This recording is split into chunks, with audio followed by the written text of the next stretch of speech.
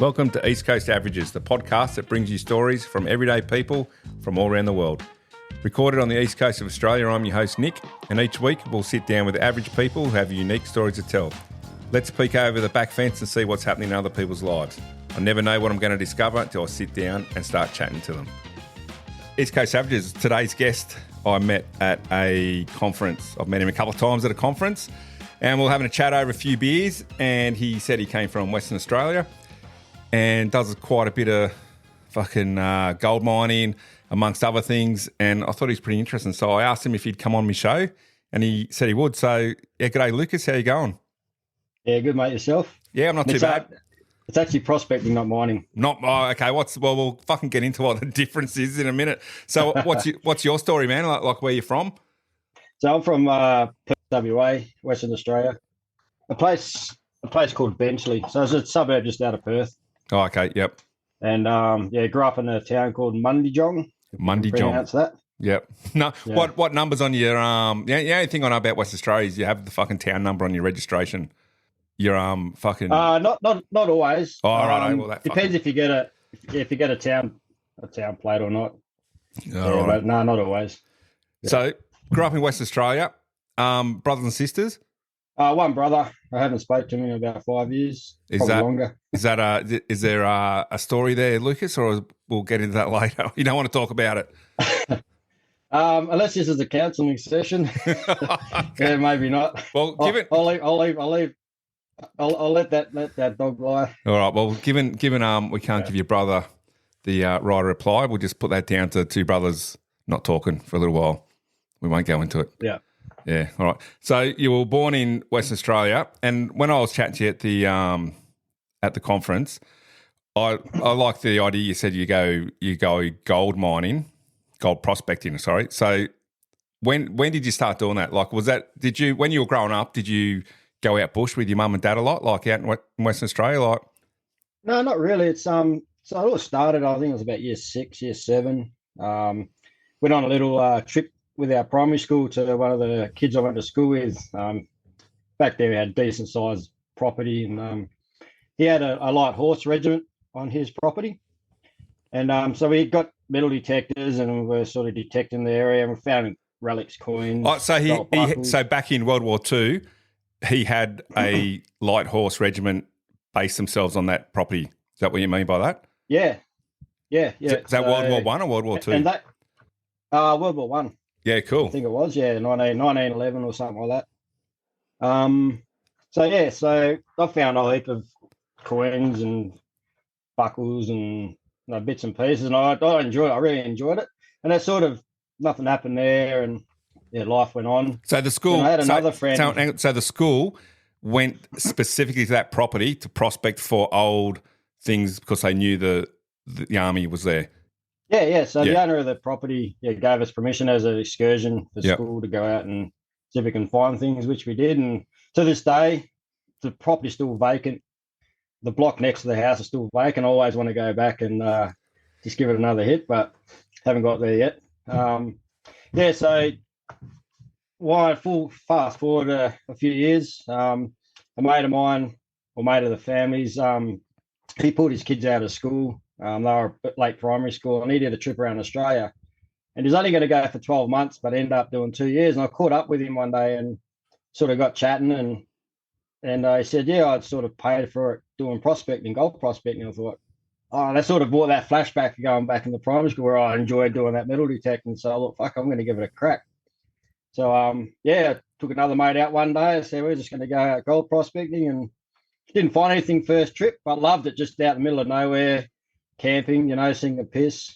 And, and I just got hooked. Went out a few months later with my old man, took him out, and, found my first gold nugget. And was that haven't looked back since. Was that crappy fucking Western Australian beer with the swan on it that you would have been drinking?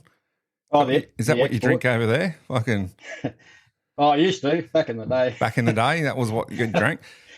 So you did. What? Have you still got the stuff you found when you were in year 6, like the belt buckles and stuff? No, we're allowed. We're allowed to keep it, unfortunately. Yeah. Oh, so you had to give it to the landowner. Yeah, well, that's a fucking jip, isn't it? That's slave labour, Lucas. Getting all the fucking primary school kids out there to prospect for like some heirlooms he can sell to the military museum. Fucking says, come on, kids. Fucking gives you a bloody touchdown on your way out the door. Fucking checks your pockets. Fucking drop it up. Give us the belt buckle you found. It's a fucking rip-off. Yeah. So you went out. No, I don't think it's like that, but when you went for your first nugget, like, did you do any research? Like, how old were you when you had that chat with the guy that went around Australia? I would have been. No, that wouldn't have been that long ago. I started prospecting probably 2008, so it would have been about 2007, I think. Yeah, right. So you've been doing it since, about 20, coming up 15, 16 years. So did you do some research or did he say, look, get this fucking metal detector, or did you just go down Big W? You know, like, was it the No. What was that bloody shop that used to always sell that stuff? The fucking Australian Geographic shop. You know, they had telescopes and fucking metal detectors. Did you go down and just buy a cheap metal detector?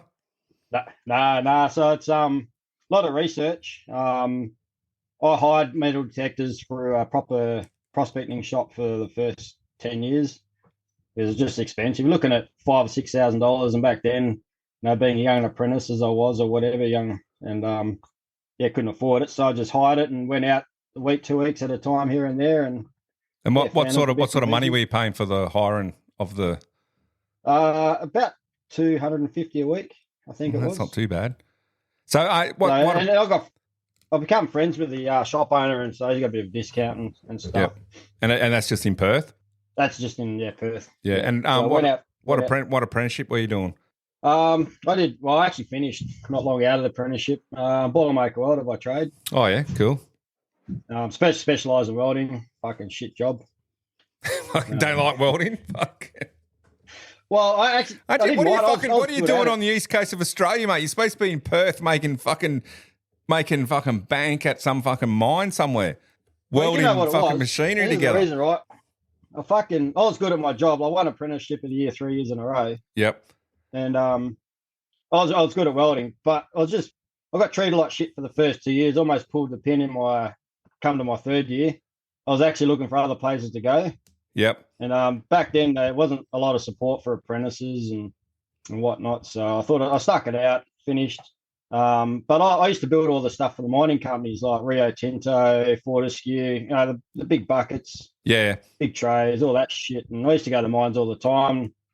And I sort of always under the mindset I know what you do for a living now, man. You could be earning twice the fucking money fucking welding out in the middle of nowhere, for fuck's sake. Yeah, but it got to work. Yeah, I suppose you do. You work hard, don't you? Yep.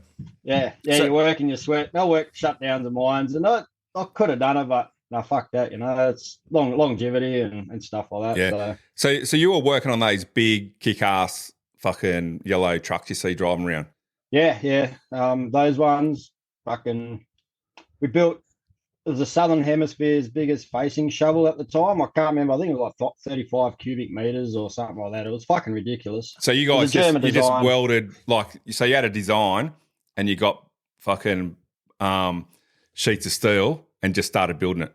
Yeah, pretty much. And just like, how many people would be welding on that? Like, there'd be like heaps of people welding it, or like? Depends on what it is. Buckets, 2-3 people will be welding on it. Big trays, you got to have a dozen. So you just go to work, and for the whole 8 hours, you just fucking got your weld mask on, and you're just welding. Try 10, 12-hour fucking days, 6 days a week. Fucking hell! How's that for your back and your neck and that, with wearing that bloody helmet and shit? Wearing the helmet's not the issue. It's all the fumes that I was breathing in. You know, one day there I got like a toxicity poisoning through the fumes. I got the fucking shakes and real crook one day. Was that from actually I was just talking to my son. He was talking about that because he gets out the back with his mate and tries to weld shit on their 4-wheel drives. And he was saying that the gow steel is really bad to weld and get the smoke and smell it. Yeah, if you're doing little bits here and there, it's probably no big issue. As long as you're in a ventilated area, lots of air, shouldn't be too much. But when you're welding flux core, that's what I was specialising in. It's highly, like, the smoke is really, really thick and a lot of metals and shit, and it's just, it's fucked. So you said you were going to pull the pin in the apprenticeship, man. How many fucking times, and my son was the same, his mates, why are fucking tradies such assholes to apprentices? Like, I'm not painting the picture of everyone, but why you talk to so many apprentices and they say, I nearly fucking gave up the job because of the way I was getting treated by the tradies that were teaching me the work. You know what I mean? Well, the tradies weren't the issue. It was the company. So the company, when I first started, I used to clean soil, all the dags and all the welding and all that the tradies used to do. I used to sit there and grind them and clean the buckets. So that was the apprentice job? Basically getting it ready. Getting it ready for painting. So that's all I did for a first year of my apprenticeship. Maybe a little bit of welding here and there, but all I was a glorified trades assistant. Yep. I did that for almost 2 years, and I just chucked the shit. So this is fucked. Yep. And I thought, I want to learn how to weld. It was something I was half good at anyway, and finally got there, and yeah. And how long? It was funny because when I accepted the apprenticeship, I actually had 2 interviews in the 1 week. And one was through the CCI, the Chamber of Commerce and Industry in WA, which is sort of the leading employer for apprentices, and they'll stick you at different locations. And I could have worked on the coast in one of the fabrication shops over there, and I think they specialise in pipe welding and exotic metals. And then I went to this other mob that specialised in earth moving and whatever, mining. I didn't take the other one because the guy who interviewed me was a cockhead. Didn't like him. Fuck you. Yep. That's fair enough, man. Hindsight's a good thing because now I'm thinking I should have gone the other mob because then I would have probably still been in the trade. I could have specialised in exotic metals, stainless and different types of stuff. But it is what it is. Yeah. And so when you're working on the mines and like the tradies are obviously earning a shit ton back then, did you get any extra money as an apprentice working on the mines? Like were you on better wages? Like were you like staying in the camps or anything like that, or? Yeah, you stayed in mining camps, and you're on a little bit better wage. Was my first. I started as a mature age. I went 2019. No, 1999 or 2000. I started. Yep. And I was 19 years old, and my first weekly wage was $7.80 a week. 780 a week. 780. $7.80 an hour. An hour. Yeah. Cool. Yep. It's not that much better. That is 155 a week or something. Yeah. It's not much better now. I think my young bloke when he first started was on like 14. Yeah, it's fucked. But it was good. Because people said, "Oh, you'd never do it. And I fucking did it, and I actually stuck it out. And I was the last person to get laid off because they had a big downturn in the early 2000s when the mining sector sort of collapsed a bit, and that's one of the reasons I didn't go to the mines because you just get sacked. They don't give a fuck. They'll just. You rock up, next thing you know, you're going to play back home. You got no job. Yeah. So I was the last apprentice because they finished me up early. And they laid off all the boilermakers first and everybody else, and they kept me on for 6 months. And they said, "Look, we've got no more work for you. We're going to have to lay off. So here's your trade certificate. Fuck off." And so is that like the company you worked for? Did they go broke or was just they laid off? No, they just So they kept on a handful of tradies, and I think one. Maybe 2 brand new apprentices. I literally first year just started. It wasn't a bad thing, you sort of get out, see the world a little bit, then come back or something. But how did you go? How'd you go on the staying at the camps as a 19-year-old apprentice? Did you cop much shit, or like was there much hazing going on back in the day? Nah, not them because you're with your tradie partner and you just sort of stuck to yourselves. Yep. When I left high school, I started working at 17 and talking about hazy and getting treated like shit. I worked on the drill rigs, so I quit my first job and then worked on the exploration drill rigs on shore. Yep. And out in the middle of nowhere, 4 weeks on, 1 week off, and always bickering with the people there. They're all Kiwis and just treated me like shit, trying to throw me in the slush ponds and I was just fucked. Yep. It didn't last very long there. Much drinking, like after work, or was it dry? Was most of those stuff dry in the mining industry? There's a little bit, but wasn't a big piss up because they're doing 12, 14-hour days. Last thing I do is get up with a hangover. Big days. Yeah. So you didn't last long doing the drilling because of the weight, because of 3 or 4 months. The crazy guys you're working with. Oh, it was fucked. Yeah, it was terrible. But were they like crazy because they were just fucking nuts? Do you reckon they would have been just mental heads regardless of what they were doing, or? No, I think it's just them, try and initiate young fella coming in because they're all in their like 20s or whatever. And, if you can't handle it, then they don't want you on the team. So. Yeah. Well, it might have helped you get through the apprenticeship, but all that hazing you got on the drilling rigs. So, all right, so now we can get back to... No, so the apprenticeship was good in itself. As like I got on well with all the tradies. I never got picked on or anything like that. It was good in regards to that. And do you still do any welding in your own sort of like private life sort of thing? Yeah, occasionally I do jobs for people. Yeah, I actually got a job I'm supposed to be doing now, but I forgot. It just reminded me. So. What are you supposed to be doing? I'm just doing. There's another hobby. I do beekeeping as well. So I'm that's right. Yeah, fucking beekeeping as well. Yeah. We'll get to that. Yeah. Cool. You're supposed to be welding together a bee, are you? Yeah, just hive frames for legs for the frames to sit on. Yep.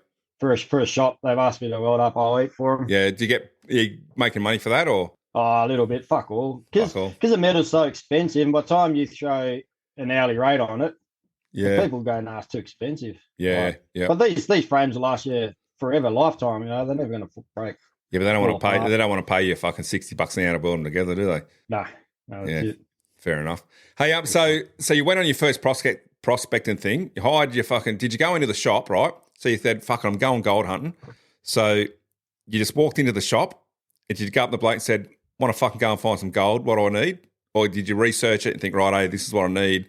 I'm going to the shop. I'll get the big fucking round doobie lacquer that fucking finds the gold." So I didn't do a great deal of research. All I had was a topographical map. I thought, where can we go? So I found, because they all had like old mines or that. So I pointed mine, said, I'm fucking going to go here. So I guess, and in the shop itself, they probably would have explained, a few things to look out for and how to run the metal detector and all this sort of crap, but I can't remember. And then my very first gold nugget I found by accident. So I was driving in, it was December, middle of summer over there, and fucking afternoon storms and shit, hot as fuck, 40-degree days. So we're driving along, and in the middle of the fucking bush, middle of nowhere. Next thing, a big storm cloud comes over, and it fucking pisses down rain. So the tracks that were following just fucking washed away or fucked. So it was almost getting dark. So I thought, we'll just pull up camp. Found a dry spot top of a hill. Put up camp there, and next morning got up, and there's a bit of a creek. So I thought, fuck, I'll just swing the detector here. Had no idea what I was doing. Bang, fucking first gold nugget. So yeah, and so you heard the noise. Is it a different noise for gold over metal? Like, can you sort of tell? Nah, there's no way of knowing. Excuse me real quick whilst I drop an ad on you, and then we'll be back to the show. Hey, East Coast Average listeners, if you're a cat lover searching for a T-shirt that combines creativity with style, check out graphicoasisco.com. There you'll find unique designs featuring whimsical cats, steampunk themes, and inspirational quotes.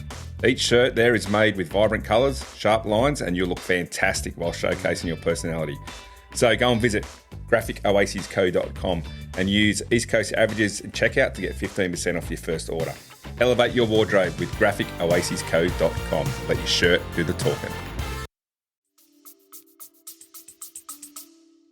No, well, there is, but it's almost impossible to differentiate between the two. Yep.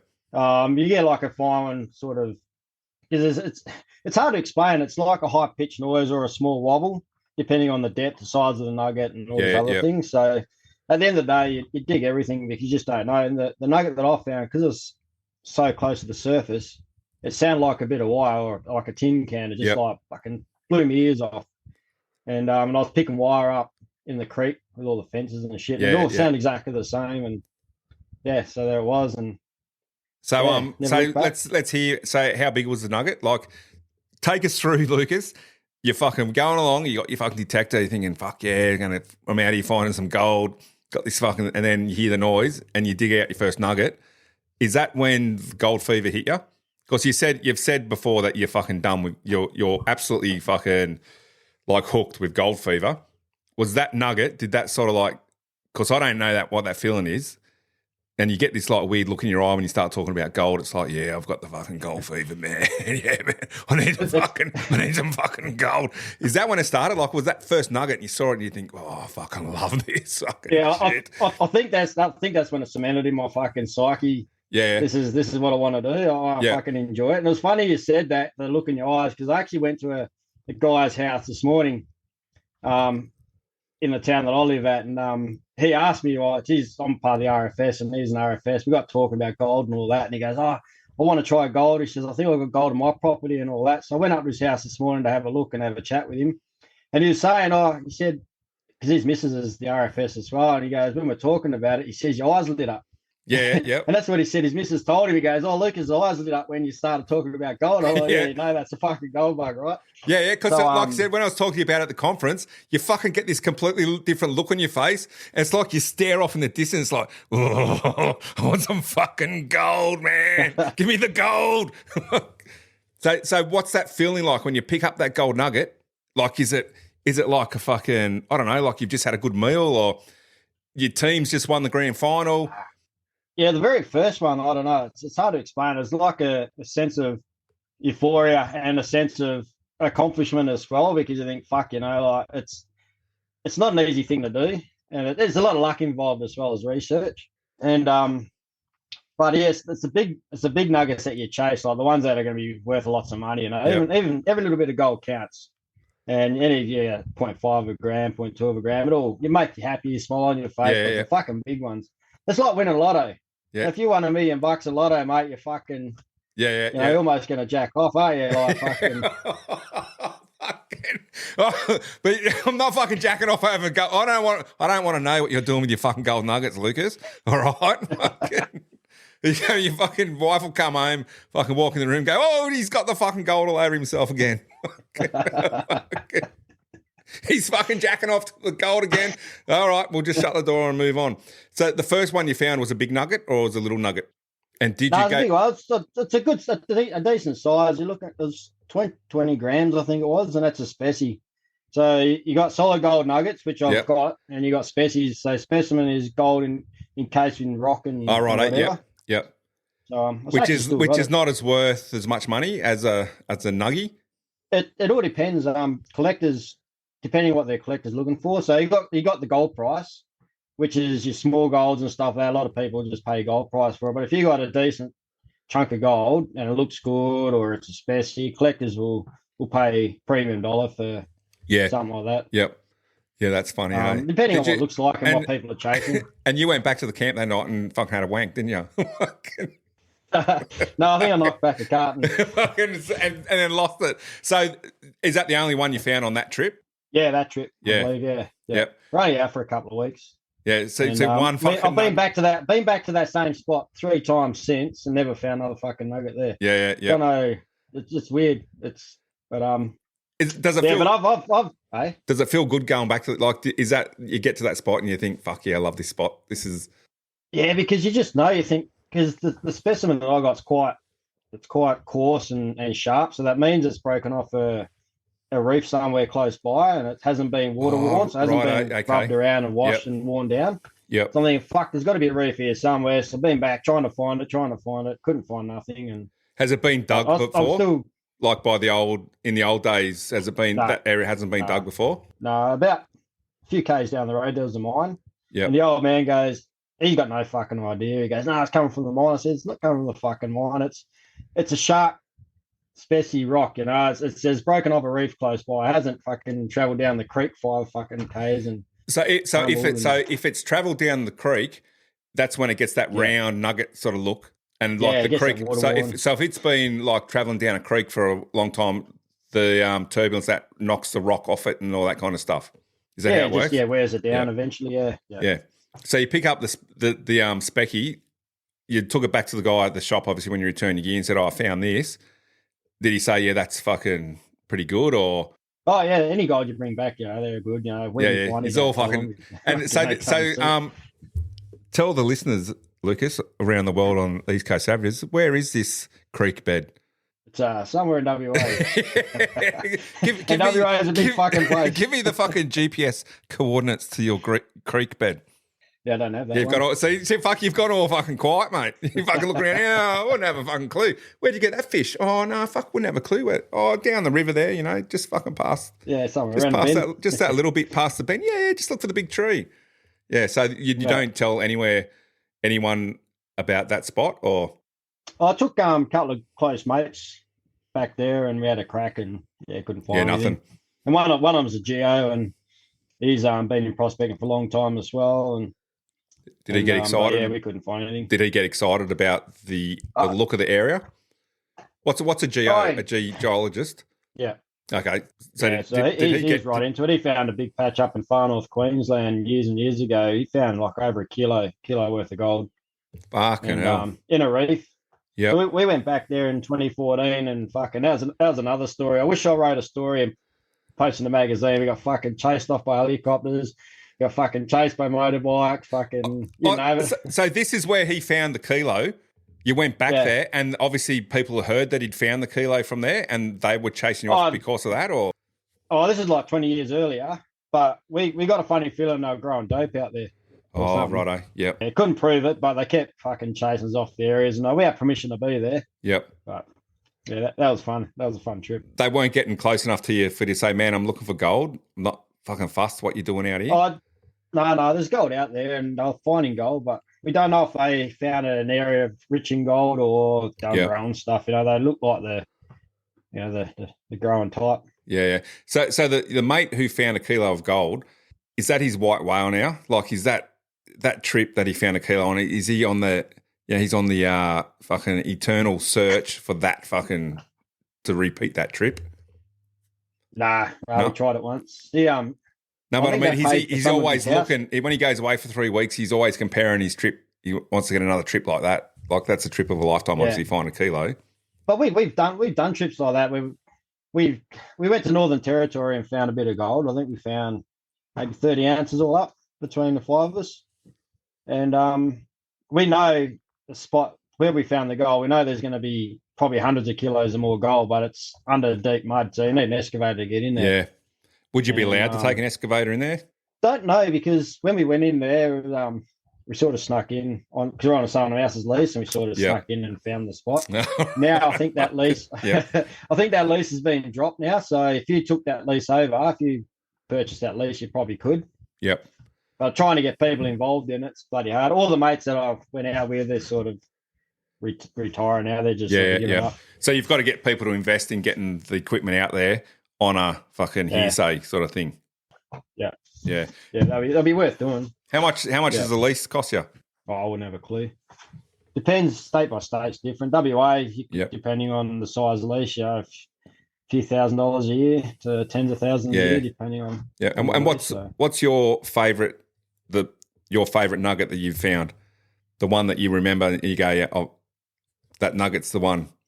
Probably the one in the Northern Territory. It was funny because we went to this place where they all old working, so where they had an old mine and all that. So we sort of detected around the mine.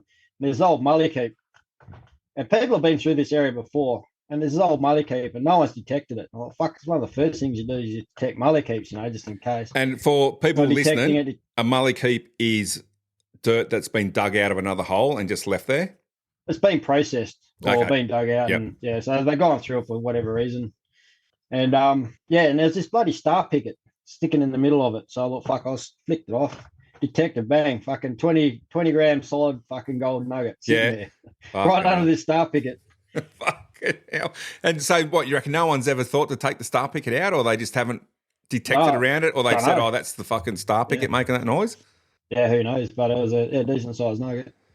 And so obviously you've done trips where you've been away for a couple of weeks and got absolutely nothing. Not many. No, I think 1 or 2 trips. But you usually find something. Something, yeah. Yeah. Is it so I find when I go fishing, I could be out fishing for 4 or 5 hours, get no fish, and then you catch a fucking nice fish, and it keeps you there for another couple of hours. Were there trips like that where you a couple of days in, you're thinking, fuck, it's hot, I'm going home, and then beep, beep, beep, beep, beep, fucking up, I'm staying a couple more days. And then you didn't catch you didn't get anything after that fucking little... Nothing. Exactly. The trip I just come back from this year, I went up to Palmer River, far north Queensland, was like that. Fucking 10 days of nothing, fucking walking in 30-degree heat, 10 Ks a day, fuck all. And then found this patch of little nuggets, or fucking beauty, stay a bit longer. And got nothing after that. More. Ran out of piss, ran out of water, so I thought, I better go home. Fucking go home. Fucking hell. So... Is anyone else in your family into gold nugget chasing? The missus enjoys it when she's up. I took her out. The first time I met her, I took her out back to WA, spent 3 weeks out there, and we went in a spot there. There's about 5 or 6 of us. She was the only one who found a gold nugget in the spot we went out. then we moved on, and then she found a patch, and I found a patch. And my good mate out there, he chucked the shits because he didn't find anything. My dad chucked the shits because he didn't find anything. But she's found gold in every trip she's been on. Did she? Did she get the gold fever? Probably not as bad as me. Yeah, because I was going to say, like, my wife likes to surf and is being bitten by the bug. I can go surfing and fucking take it or leave it. You know what I mean? I could go and get a surfboard, ride it, big deal sort of thing. So there's people who will find gold and not get the fever. Yeah. Some people just do it and just happy, content with what they got. But me, I enjoy the chase. I enjoy the find, and the potential of finding something bigger. Yeah. So that's I guess that's what keeps me in the game. It's you just never know.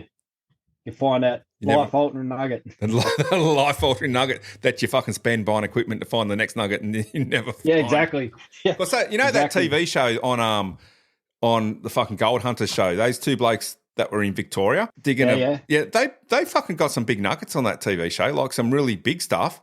But then the next season they got fucking nothing. Yeah, don't know the full story. I was chatting with a bloke while I was on the way on holidays. I met who's good friends, and one of them's dead now. He died of cancer. There was that's no good. A big thing on it. Oh, okay. And let's fucking bring the podcast down a bit, Lucas. This is lighthearted look at life, mate. Fucking.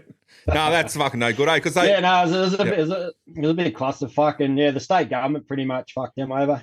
Yeah. They were sort of restricted to where they could go. Like, they knew where the gold was, and they could probably make shitloads more.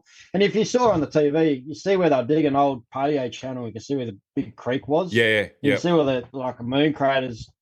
So they were digging the old paleo channel and hitting the bedrock, which was quite deep. That's why the big excavators and that's where the big gold was sit. Yeah, because they pulled out a couple of real big nuggets. But anyway, that's no good that one of them passed away, because I quite like they were my favourite on that show. I quite like that. Yeah. That dude was always he had the fever, man. I think his brother-in-law didn't have the fever as much as the dude that was like sort of like the blonde-headed bloke, but he was fucking struck with gold fever big time. So how did you end up on the East Coast then, if you grew up in Perth? Applied for the job that I'm in now. Right. So that brought you over here? Yeah. The agency twice, actually. I came over first in 2005 in the same job I'm in now. Left and then tried to get back in. That's another story in itself, the reason I left, but didn't want to leave. Yep. Left and regretted it because I enjoyed doing what I was doing. Yeah. And that shall not be spoken, that job. The secret agency. So you went back to Western Australia in 2005 when that time, and did you get back? 2007, 2008 I went back. And you got back there and thought, that's a fuck up. Shouldn't have done that. Just fuck, Yeah. And got married, got divorced pretty quick. Literally in 2 years. Went over. That's the reason I went over there. It was my ex. Yeah. Fucking she came with me, then went back and then fucking just shit went down south and all the fuck. If I went back to Perth, maybe it might save the relationship. Yeah, but got married. Yeah. 12 months later, fucking broke up. Wasted me fucking time, you know what I mean? Like, yeah, but that's part of living, man. When you're young and stupid. Like I got married when I was 20 and divorced at fucking 21, and I deployed in the Navy for 6 months. It was the best 6 months of my marriage. Of my first one. Fucking I was away for 6 months. Fuck, it was great. Yeah. Fucking hell. Yeah, so shit like that happens, eh? But you got to exactly. But when I come back, I'm a lot more mature and a better sort of understanding and appreciation of the job that I'm in now. Yeah, that's we don't discuss that on the potty. We keep right fucking away from that one. Fucking right away. So how do you go from collecting fucking gold to beekeeping? Do you like honey? What's the No, I'm not a huge fan of honey, believe it or not. I don't know, just something I thought, fuck, I could give this a crack. And started off. I haven't been doing it that long. It's just, I think it's 2018 or 2017 I got into it and fucked up my first 2 hives that I had. They got American foulbrood, which is you pretty much got to kill both your hives. So I only had 2 hives and had to start all over again. And is that like a department of fucking beekeepers rule that if they get this disease, you've got to kill them off because it'll spread? I think it's a state-based thing. Like American foulbrood is a bacteria and it's highly contagious. Yep. And so that's why you got to kill them so they don't spread it, and because it just destroys colonies. And how did you know that you had it? Like, is there something you're looking for? Yeah, you're looking for it, and then I end up What's it look like? taking the samples. It's just like when you're in the brood there, you just sort of, you can smell it. It's got a potent to it, and it's like pulling a big gooey snot out of your nose. The head out stringy. What did it smell? What's it smell like? So I don't know if you listen to podcasts. I'm a bit of a fucking sniffer fan. I probably fucking like it. Mate. I'm a little bit of a fucking closet fucking sniff everything. So is it a good smell or a bad smell? Nah, it's rotten. It's fucking rotten. It's rank. Yeah. Yeah. Yeah, it's got a pungent smell to it. And so I said I've got to test it to come back as AFB, and so I destroyed the hives and now this started again. And this is I'll put a warning on the podcast. We're going to talk about how you destroyed the hives. Is it you put a bag over them? Like, is there something? No, is there a humane way of destroying an entire beehive? Yeah, it's petrol. Oh, okay. Yeah, so you lock. You just fucking douse it with petrol and light it up. All these little bees are flying everywhere. Oh, fuck, I'm burning. No, there's a way of doing it. You lock them in at night time so they can't get out, and then you just pour a cup of petrol over the top, and they're literally dead within seconds. Like the fumes just kill them instantly. Oh, righto, yep. And that's the approved way. Like if I had a beehive and I had this disease and I rang my mate who fucking was a beekeeper and said, "Man, I've got to do me hive." That's the sort of like the way you would do it. Yeah, that's the name. Yeah. It's the only way you can do it, really. Yeah. Yeah. There's no other way to do it. If you burn them alive, it's fucking cruel, isn't it? Yeah, that's cruel. I know. But so was that difficult to do that? Like, you know what I mean? Like, you fucking got your beehive. You're thinking, fuck, I've got all these bees going. It's nice. They're flying around my yard. They're in my flowers and shit. And all of a sudden, the big dude that's been looking after me for 3 weeks has come and poured fucking petrol on my head. Was it hard? Yeah, pretty much. Was it difficult? It was initially. It was difficult. I didn't shed a tear or anything. I was actually sad. It was sad to do it. Yeah. But it is what it is, and you got to do what you got to do, I guess. But if you don't do it, you fucking spread that disease across the industry, and fuck, what can you ruin? You know what I mean? It could ruin. Well, it's like the fuck, what's the name of it now? The varroa mite that's now in Australia or in New South Wales, and that we were varroa mite free up until 18 months ago, 2 years ago. Yeah. And now we've got it. I lost 10 beehives over that. So the same thing, the Department of Agriculture come out, the DPI part of Primary Industries, and killed 10 of my hives. I got paid for it. But where do you keep your hives at? Have you got a block somewhere or? Yeah, I got a property out in the middle of the forest that I had them. Yep. Oh, your property, or you rented, or you knew someone and you just used their property? Oh, know someone, yeah. Yep. It was their property. That's 300 acres or something. Yep. And so I lost. I didn't have it. I didn't have the bug, but because I was in the radius, the hot zone. That was it, mate. 10 hives, and they destroyed those hives on your behalf, or they said you. Yeah. So they didn't even trust. No, they did it. They didn't even trust people to go and they wanted to make sure these hives were killed. Was that why? Yeah, so they made sure they were killed. Then they set up bee traps around the area. So any sort of wild beehives that are in sort of attracts them, and they'll try and kill them as well. Just trying to eradicate it, but it failed. So now we got it. How did it come in? Do you know? Through a ship, through a port in Newcastle, apparently. Okay, so they got sentinel. Yeah, they got sentinel hives all scattered around the ports and that to catch sort of this thing. And by the time they picked it up, they reckon it sort of took off. So just let me get this right. So they've actually got around ports, they've got beehives that they go and check every day for particular diseases to see if bees have come off the ship, because the bee comes off the ship and goes, "Oh, I need a fucking new house," and pulls into a hive, and that's how they work out if a disease has come in or not. Yeah, or if it's honey has come in or something, or some sort of wax or something like that. Fuck, that's crazy. Attracted to, pick the disease off it, and So and can I ask how much they paid you per hive? It was going price. It's like 10 frame hives and 2-3 boxes high, so about 500. So it was worked out on a frame. Sort of how many frames you had in there? Yeah, yeah. I was just going on industry standards. So if you sold them privately, so Yep. yeah. So you would, when they were making honey, you would make some money off it? Like you'd go and spin it and all that shit? Yeah, I spin it, like a extractor, and I sold it to cafes and all that. Yeah. And Yeah, because I've only got 2 hives left now. Yeah, I had a mate whose mum had this big fucking white bucket, and I don't know where they got the fucking things from that the bees live in, but they'd be in their kitchen, they'd spin it, and it'd fucking come out the bottom. Is that the sort of thing you're talking about? I got a big one though. Like I think mine spins 6 frames at a time. Yep. So I get out of the hive. I only got 2 hives left, and they're probably ready for an extraction. So you're looking at around about 3 kilos per frame if it's fully capped. Oh yeah. Yep. Honey. So 10 frames per box, 30 kilos. And so it adds up pretty quick. Yeah. I'll fucking buy a kilo. I fucking have honey every morning on my toast, mate. Every fucking morning of the week I'm having honey toast.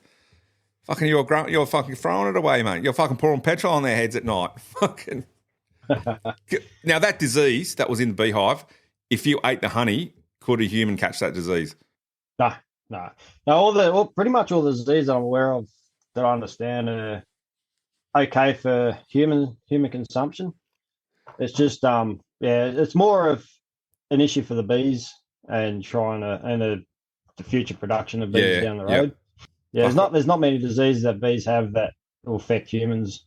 Yeah, that I'm aware of anyway. There could be, but so you don't have to like fucking pasteurize that honey or do anything to it. You can just like fucking take it straight out of the bucket and eat it. You pasteurize honey, you've killed the honey. Because honey's got a lot of good bacteria and enzymes in it. Yep. And as soon as you heat it up and pasteurize it, you're killing. You might as well just have fucking drink sugar water. Yeah. Is that what the is some honey pasteurized like in supermarkets and shit? I'll have to look on. I have to look on the bottle. There's a bit of conjecture about that. There are the rumor has it that there's some honey brands that mix. So there's big brands that get honey from everywhere and they'll mix different honeys. Mix it together. Some brands that rumor has it. I can't prove it, but it's been on the news. You can probably research it. Do I need to fucking edit this bit out? But basically, no, I'm not gonna say no. Basically, some companies have heard on the news and all that been reported that they have watered their honey down with syrup, syrup. Yeah. And then some honey is heat treated, so to a certain temperature, which can pasteurize it a bit as well. Yep. So you're better off. You want to buy honey, get it from your local honey shop, someone that sells it on the side of the road. You're guaranteed spot on, beautiful, natural raw honey. I think that's fucking across all food. I don't know. They make for you watch the news, man, and it's on the news all the time. You see someone's fucking doing something dodgy with their food, or you know what I mean? Like it's yeah. But I wasn't sure if you could just eat honey straight from the hive. Oh, fucking oath you can. Yeah, that's the best honey. Oh, you see the flow hive, you get that on tap. That you've probably seen advertised. I saw that. I actually saw that on the internet when it was a you know those fucking websites where you pay for it before it comes out, like a Indiegogo. It was on Indiegogo. Yeah. I actually remember looking at it, and it was $700. And I actually thought I didn't have $700 at the time, but if I had $700, I probably would have bought one because I thought, that fucking looks all right. That whole idea. But so if you get one of them, does it take much looking after? Oh yeah. This is the thing. I'm looking after people's hives. I manage people's hive for them at the moment. Yep. And I'm actually doing a resort, and they're all the same. They bought these flow hives, without the understanding on how to look after the bees themselves. So they just think, buy a hive flow. Because it's not like you leave it and go out there once a week and fucking get your honey, and then there's more to it than that. Yeah, you got to manage it like a proper beehive. If you don't manage it, then it's gonna be shit. Yeah. And that's what a lot of people who buy it, they buy it and not manage it, and they realize why it's not fucking working. So you got to manage your bees, Yep. So do you find yourself at night when it's quiet and no one's home that you're spreading fucking honey all over yourself and sticking gold nuggets in the honey and then fucking dancing around the fucking lounge room?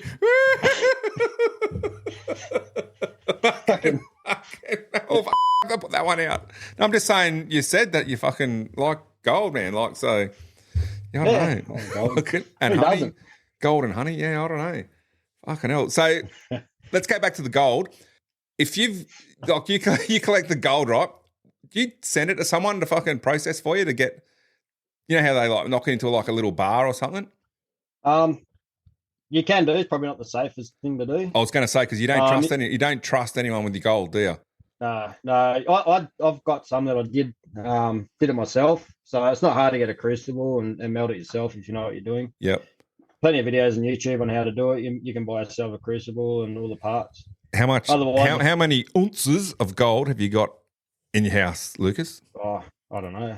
You're not going to say. You're getting that look in your eye again, like, no, he's fucking asking me about the creek bed again. You haven't mentioned. Honestly, I don't know. I haven't kept count because I've just got it stored. I don't know. I just chuck it in there. I don't fucking. Do you have a safe, or do you just fucking leave it sitting in your cupboard? It's under my pillow. What's the code to your safe, mate? Just fucking. I'll edit this bit out, but just fucking. Yeah. Have you melted down the gold and made it into a ring or jewelry or anything? No jewelry. Just a gold ingot. I thought about making a pendant out of a gold nugget. You just go to a jeweler and they'll braise a little latch or whatever it is on it. And I haven't done that. So. Is there anywhere in Australia? I'm lazy. Is there a dream place to go? Like you've been all through Western Australia, I assume, doing the gold. You've been out the back of Kalgoorlie. Is there somewhere is like your dream spot to go and spend a couple of weeks? I haven't done the Kimberley yet, and haven't done much of the Pilbara, so I'd like to go up there. That's in WA. Yep. But fuck, anywhere there's gold, because every time you go somewhere, it's a new spot, and you think, fuck, like Palmer River, I want to go back there because there's just that much land out there, and some of the nuggets that I've seen that people have found up there, you think, fucking hell, you wouldn't know. Like the guy who manages it up there showed me a nugget he found. It's 280 grams. Yep. So divide that in ounces and then times that by what the ounce is worth. So you're looking at probably fucking $60,000. How many grams is in an ounce? Do you know? Depends if you go troy ounce or fucking. Now you're just confusing me, Lucas. I'll have a look. Let me have a look. It's about 28. It's about 28 grams, 28 point something grams. I think that's to troy ounce. I think it is. Yeah. Or 30 grams to an ounce, depending on which measurement you use. All right. So around the 25 to 30 grams will give you an ounce. And what's that going for at the moment in the wide? 3,000 Aussie. Yeah. So I remember when it was like 1,200. I remember as a kid watching TV and seeing gold at like $985 US or something, like years and years ago. Just started gold. Like I bought ounces of gold in gold bullion from the Perth Mint back in 2011. I paid $800 or $900 an ounce then. And I fucking sold it 12 months later because it didn't do anything. $3,000. Yeah, you put that with your fucking Bitcoin you bought. That wasn't doing anything either. Then that's another story. I wanted to get out of WA because it just drove me fucking mad. Yep. Well, what about WA was driving you mad? Just the isolation over there, or? Yeah, it's just boring. Like born and bred there. Like Perth's nice as a city. You can do the Perth in fucking 2 days and you've seen everything. Yep. But to go anywhere, it's unlike the East Coast. You can drive 3 hours down the road and you're somewhere new and it's different. Different towns and all that. But Perth, if you go north in WA, it's fucking hot and dry. If you go south in WA, it's almost like the East Coast. Nice rainforest, nice coast and all that. Go out from the West Coast, go east, it's fucking barren and dry. You know what I mean? Like, there's nothing to do. There's nothing to do out there outside of Perth metropolitan area. Yeah. Unless you go southwest. So. Find gold nuggets. It's cheap to get to Bali, apparently, isn't it, from Perth Airport? Yeah, it is. Like, fuck, AirAsia, I remember paying $80 for a ticket one day. Yeah, so I've never been to Bali. So you've done a bit of traveling around the world. Where have you been? So I've been to Bali.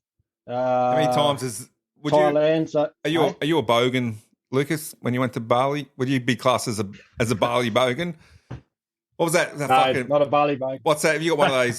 You got one of those singlet tops, haven't you? Bintang or something. Yeah, I got one of them. Yeah. But everybody's got one of them. Everyone's got one of them. You can't go to Bali without having a fucking Bintang t-shirt.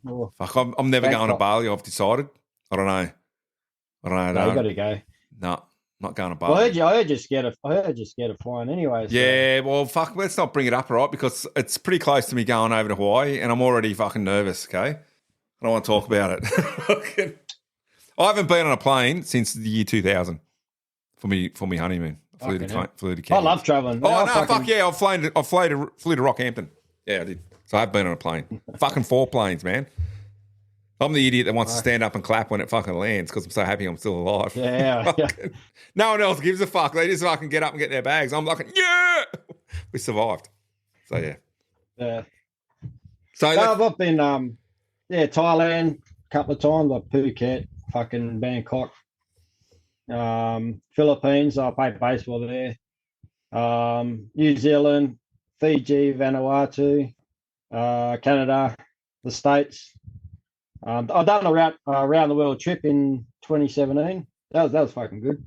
just to organise yourself, staying in youth just hostels and it's cheaper to buy a round the world ticket than fucking just buy a direct flight and return. yeah. My mum and my sister years ago bought a fucking round the world business class ticket, and it only cost them like $7,000, which I don't think's fucking overly expensive. No, it's pretty good. Singapore, if you're going to go to a place, Singapore is fucking top notch. Expensive, like really expensive, but it's a beautiful spot. Been there. Vegas is fun. I want to go back there. I wouldn't mind going to Vegas. I like playing blackjack. I got a bit of it. Yeah, I quite like playing in casinos. That was a bucket list. I like playing poker. I Texas Hold'em, and so I was always been a bucket list to play a game of poker in Vegas. So I did that. Did you win? So I'll break out even. I think I stay there a little bit, and so when you play the sit and goes, you fucking the people been there all day. They got fucking tons and tons of money, and you walk up there with $100, and you think, fuck, they just pull you out straight away. Yeah. So what I've been over there a few times. I've always been fascinated with storms, and I've always wanted to chase tornadoes. So I've been over a couple of times to chase tornadoes. Oh yeah, so I haven't got on the car yet to fucking chase one because every time I've gone over there, it fucking gets canned on me. It's like, fuck. So do I go next year and hopefully get on? So you've actually paid to go and get on a tornado chasing car, and what happened? It got cancelled because it was a dodgy fine weather. Oh right. So they do you still have to pay, or you just pay if it's looking like there's a storm? No, still pay. So you pay everything up front, and over there it's non-refundable. So if you get over there and then nothing happens, so you paid for a fucking tornado trip and didn't see any tornadoes. Yeah. Fucking how much did that cost you? What? To get on the chase car was $2,000. That's US. Yep. And I didn't even get to jump in the car. Like the guy rang me the day we were supposed to go. He goes, look, there's a high pressure system sitting over. So I was in Denver in Colorado. Yep. And he goes, oh, look here, man. He says, it's going to be fine all fucking week. There's going to be no tornadoes. So I said, what do you want to do? And I said, oh, fuck. I spent $2,000 to go and fucking chase tornadoes. I want to go and see something. He goes, well, he says, I can take you driving around. We're going to have a look at things. But he says, you're not going to see anything. So fuck it. I said, oh, don't worry about it. And so I hired a car and drove around Colorado, fucking Utah and Rocky Mountains. And yeah, that's right. So what is it with tornadoes, man, that draws you to that? Oh, I just love the power. Yeah, fucking just the natural, the power behind it. I just think they're just a beautiful looking thing when you see it. As much as destruction's bad, but it just, I don't know, it's just something behind them. It's like I love big thunderstorms, like cyclones and big violent thunderstorms. I love to go and chase that sort of shit. Yeah. So you'll go back and try and do that again. Yeah. I've got holidays booked next year in the tornado season time. So whether I can afford it or not, it's a different story. If I can, I might go. If not, I'll go and chase some gold. Go and chase some gold, mate, to chase the tornadoes. So then, Lucas, we can say you're on the fucking hunt for something, mate. It's gold, it's tornadoes, it's fucking honey. How do you go when you're out there? Like you go out, see, because I'm too scared. You obviously go out by yourself in the middle of fucking nowhere and prospect and shit. You don't get scared at night? What's there to be scared of? Fuck, I don't know. I'm too fucking... There's no fucking way. See, I know people that are in the Blue Mountains will just fucking walk for like 8, 9, 10 hours by themselves, fucking camp, and then walk another 8 hours and camp. I said, then you fucking get scared at night. Fucking, you know what I mean? Like... The fucking yowie jump out. Fucking yowies or some shit, man. Like you don't mind being like that. That just, I'm fascinated that, just that you're out there, man. You're out in the middle of fucking nowhere. You're all by yourself. You don't like... Yeah, well, you don't go to Wolf Creek, do you? fucking, you remember fucking Wolf Creek. But yeah, so you've never had you've never been out there in the middle of nowhere talking about yowies, what is it, fucking min lights and all the old fucking stories you hear. You never saw anything odd, spaceships, fucking nothing. No, in the sky. I'm a very open-minded person, and I'd love to see something like that, just to satisfy that sort of part of my imagination. If something like that exists, like it was funny because I've always been I love space, I love astronomy and all that as well, and I've always been, since I was young, a big believer that the galaxy or the universe is bigger than what it is, right? Yep. And now we're understanding more, so it's getting bigger and bigger. And I remember working with a guy when I left school. He goes, "No, there's nothing outside of our fucking solar system." I said, "Fucking bullshit." Yeah. I said, "We're part of a Milky Way, which is a small galaxy inside a fucking bigger universe of other galaxies." He goes, "No. Yeah, there's nothing." And now they're fucking flying. They're finding planets every fucking year, hundreds of planets every year. You know, it's like, well, how's that? So they pointed that telescope. They pointed it at a black part of space and left it there for a day, and fucking found another 1,000 galaxies as big as the fucking Milky Way. Yeah. Like, it's fucking unbelievable. And if you start thinking about it, we're fucking quite small in the whole big scheme of things, eh? Oh, we're we're a fucking grain of dust. But I'm still a scaredy cat, and I don't like going out in the bush by myself. But no, I'd love to. So I'm a big believer that there's other life forms out there somewhere. Yeah. Like whether we found them, whether they visit, I don't know, but I've never seen one. So, but there's got to be another planet out there that contains life forms, whether they're the same as us, better than us, worse than us. I don't know. I've never seen one. I'd love to. I'd love to see a fucking UFO come down and fucking ET, phone home. Yeah. Fucking, and that'd give you an anal probe with an anal probe with their gold fucking prober. You said, "What are you doing to me, fellas?" Okay. Oh, is that a fucking gold probe you're playing? Oh, yes, I like it. Hey, Cartman. I like it. Yeah, because look, I'll tell you what. Look, so I'm down the road from fucking Yowie Central here, right, where I live.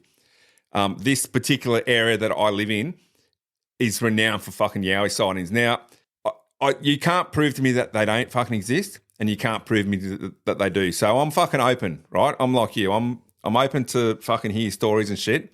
And I've been down the bush at the back of my place, and I've fucking heard things, man, that like my wife and I have been walking down there, and there was one day there I was fucking putting out yowie calls, and then she heard this other fucking noise coming back, and our daughter was like fucking 9 or 10 at the time. And she said, "Oh, what was that noise?" And we were both like, you get that fuck, you're about to run. And it wouldn't matter if we started running because we're fucking 3 Ks from home anyway up this fucking big hill. So we would have died before we got to the top of it.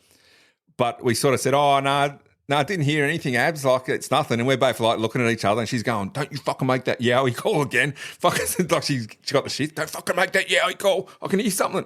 But yeah, and you go down there, man, and sometimes it feels like something's watching you. I don't know what it is, but yeah, it's fucking. See, that's why I won't get out in the bush by myself. So what's a yowie call? No, I'm not doing the fucking yowie call. Come on. Fucking no, I'm not. I might be able to go to the bush out here. Are you a fucking believer in yowies, are you, Lucas? I don't know. I've never seen one, so I don't know. Yeah, so you're open. You wouldn't be dead set against the fucking yowie? Well, here it's like a big fucking big-footed person or something. Yeah, right. I'll do the yowie call. Let's move the microphone back a bit. All right.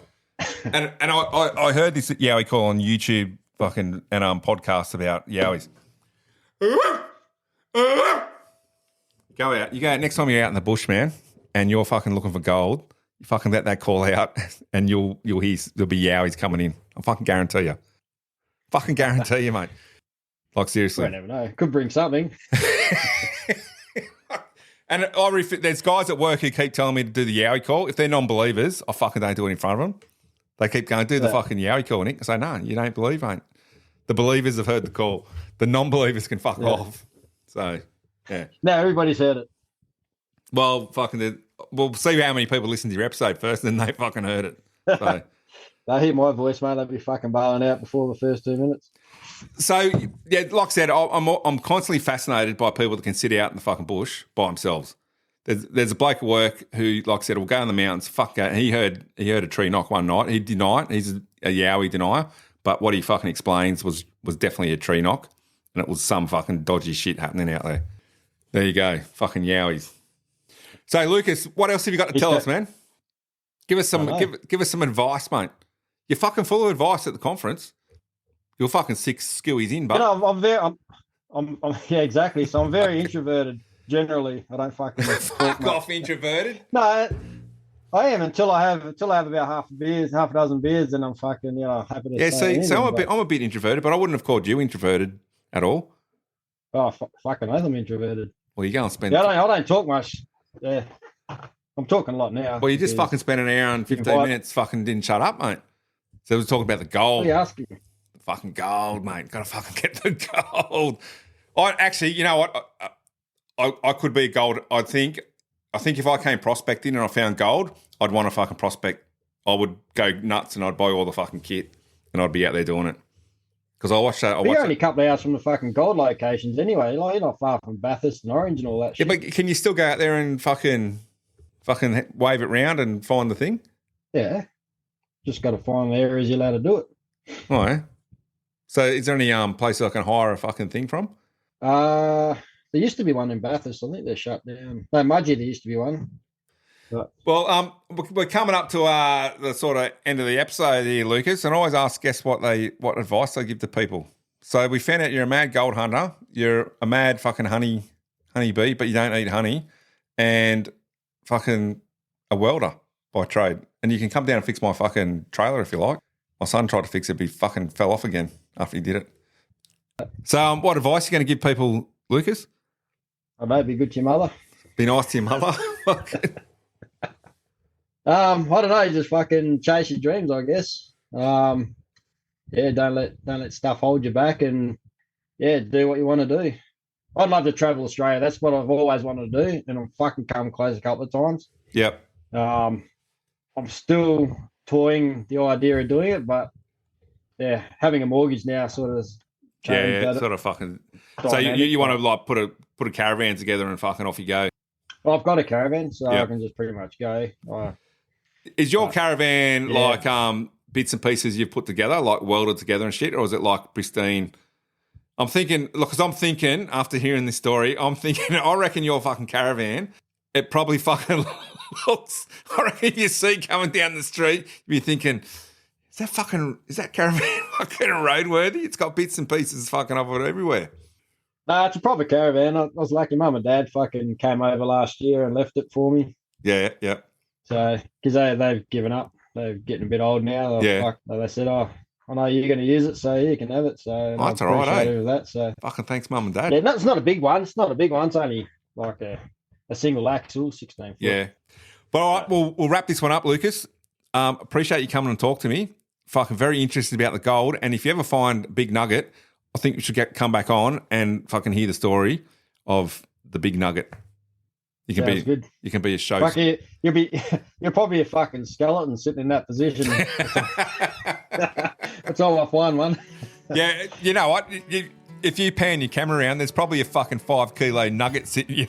You're probably resting your feet on a 5 kilo nugget. Never found. Did you find any gold? Nah, mate, there's no gold out here. I think that's a good way to end that episode. The gold hunters, mate, they're always, you ask them where they get their gold or how much they've got, they always start kicking the sand around their feet, looking everywhere, but as you're thinking, what am I going to tell this guy to get away from it? It's pretty much like asking a podcaster how many downloads your podcast getting, how many subscribers getting, how'd you get those subscribers? I sort of get where you're coming from. It's one of those questions that when you're into gold hunting, you don't really want to know, and I really appreciate you coming and having a chat to us, Lucas. I enjoyed hearing about the gold hunting and the bees. Pretty sad that you had to put them down, but I guess that's the fucking rules that the government's making, and you got to abide by it. And I suppose if you listen, I think it was last week's episode, talking to Catherine, who was a vegan, she was saying she didn't eat bees, she didn't eat honey. I mean, because bees might get killed in the making of honey, and I was sort of like, yeah, I'd eat honey, and then along come the government says, you know what, you could have this disease, they're all dead, mate, gone. Which is, I suppose it's the hard part of farming, isn't it? It's one of those things you've got to do sometimes. But anyway, Lucas, I really enjoyed chatting with you this afternoon. I fucking might go gold prospecting one day because I think I'd really like to get into it. But in the meantime, I'll do a bit of gold hunting on the podcast world. Send me an email. It's like fucking finding a nugget, getting some feedback from people. Send me an email, info@eastcoastaverages.com. Find me website, eastcoastaverages.com. You can find me on all the social medias as per usual. Keep listening to the show. If you're so inclined, could you please press rate it, subscribe, all that kind of business. It does something with the search engines and puts me podcasts out there further.